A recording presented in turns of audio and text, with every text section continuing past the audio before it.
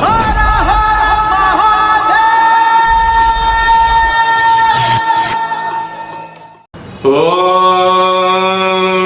నమః శివాయ.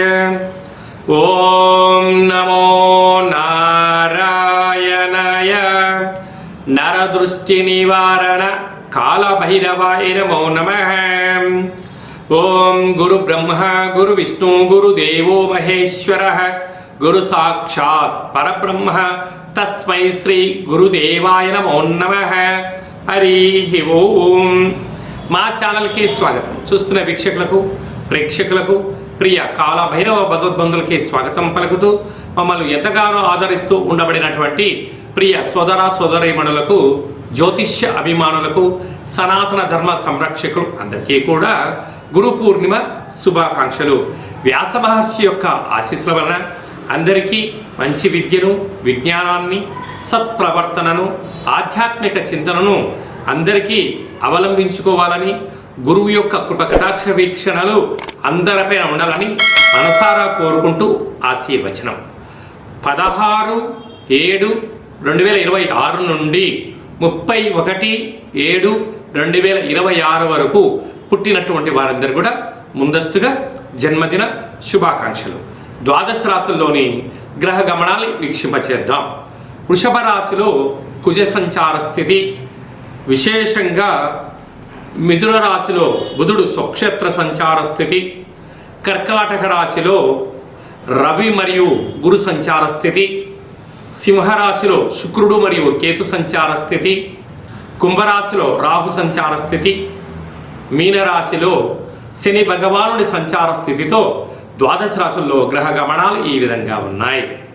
కర్కాటక రాశి వారికి ఏడాది తర్వాత రవి భగవానుడు రాశిలోనే సంచారం చేయడము కొద్దిపాటి అనారోగ్యానికి ఇబ్బంది అని చెప్పి గమనించాలి. కర్కాటక రాశిలో ఏ ఏ నక్షత్రాలు వస్తాయి అనగా పునర్వసు నక్షత్రంలోని చివరి పాదమైన 4వ పాదము, పుష్యమి నక్షత్రంలోని 4 పాదాలు, ఆశ్లేష నక్షత్రం 4 పాదాలు కలిపితే కర్కాటక రాశి. రాశాధిపతి చంద్రభగవాన్. వీరికి రాశిలోనే రవి సంచారం, అక్కడే దేవగురు బృహస్పతి ఉచ్చస్థితితో సంచారం చేయనప్పుడు మొట్టమొదటిసారిగా రవి చేత గురు సంయోగ సంచార స్థితిలో ఉన్నప్పుడు అనారోగ్యము, అనవసరమైనటువంటి చిక్కులు, ఇబ్బందులు, మీరు ఏదైతే పనులు చేస్తున్నారో భక్తి లోపించడం, సత్ప్రవర్తన లేకపోవడం కారణం వలన అనారోగ్యం చేత ఆర్థిక ఇబ్బందులతో శతమతమయ్యే పరిస్థితి చాలా అధికంగా ఉంటుంది. అలాగనే ధనావాకు కుటుంబ స్థానంలో శుక్రుడు మరియు కేతు సంచార స్థితి అధికంగా ఉండడం వలన కష్టే ఫలి, మీరు ఎప్పుడూ కూడా కష్టపడి పనిచేస్తూ ఉంటారు. కానీ ఈ గడ్డుకాల సమయంలో ఖర్చులను, సమయాన్ని, ధనాన్ని సద్వినియోగపరచుకోవాలి.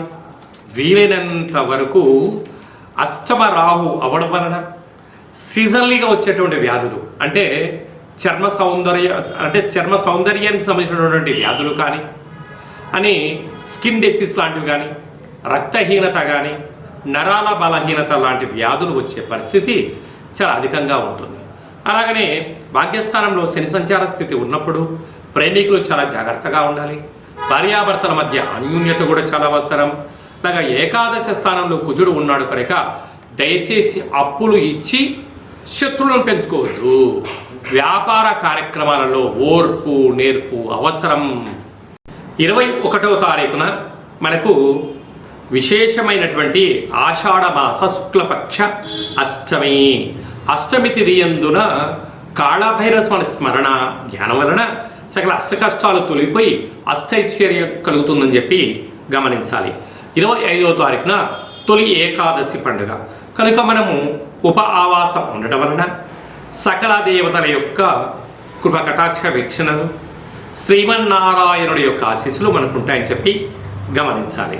మనకు 29వ తారీఖున మనకు గురు పూర్ణిమ కనుక వ్యాస మహర్షిని స్మరించడం, శంకరాచార్యుల స్వామివారికి నమస్కారం చేసుకోవడము, తల్లిదండ్రులకు పాదపూజ చేసుకోవడము, పరమేశ్వరుడికి రుద్రాభిషేకం చేసుకోవడము చాలా ఉత్తమోత్తంగా భావించగలగాలి.